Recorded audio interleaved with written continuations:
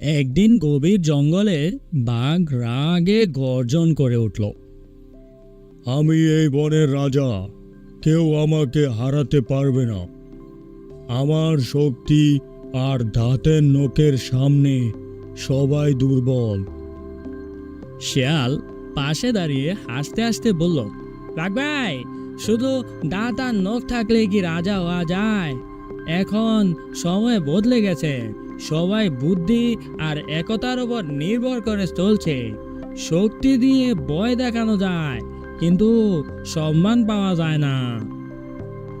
বাঘ হেসে বলল, হা হা হা, তুমি শিয়াল তোমার বুদ্ধি নিয়ে আছো, কিন্তু তুমি কি কখনো আমার মতো শিকার ধরতে পারো?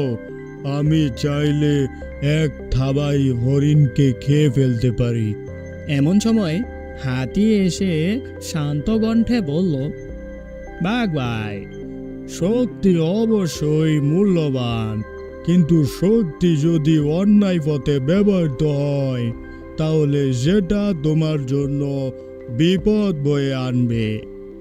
মনে রেখো, বনের আসল শক্তি শান্তি আসে সাহায্য সহযোগিতা ন্যায়ের মাধ্যমে। শিয়ালটি আবার বলল, হ্যাঁ, ঠিকই বলেছ আদি ভাই। তুমি যদি সবাইকে ভালোবাসতে না পারো তাহলে কেউই তোমাকে ভালোবাসবে না। তাহলে রাজা হয়েও তুমি একাই থেকে যাবে। অন্যদিকে যদি আমরা সবাই একে অপরের পাশে থাকি তাহলে তুমি বিপদে পড়লেও তারা তোমাকে রক্ষা করবে। বাঘটি কিছুক্ষণ চুপ করে রইল, তারপর মাথা নিচু করে বলল, হ্যাঁ, আমি সত্যি বুঝতে পারিনি। আমি ভেবেছিলাম শুধু শক্তি দিয়েই সব কিছু হয়, কিন্তু তোমরা আমাকে শেখালে ন্যায় আর ভালোবাসাই আসল শক্তি। হাতিটি হেসে বলল, হ্যাঁ বাঘ ভাই, সম্মানের সাথে শক্তি থাকলে সেই শক্তি তোমাকে মর্যাদায় উপনীত করবে। সেটা দিয়ে তুমি কখনো বিপদে পড়লে তারা তোমাকে রক্ষা করবে।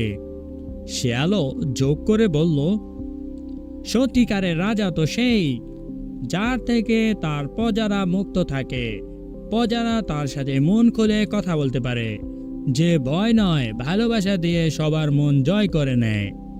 পরিশেষে বাঘ শান্ত কণ্ঠে বলল, হ্যাঁ, আজ থেকে আমি শুধু শক্তিশালী বাঘই নই, বরং সবার বন্ধু হব।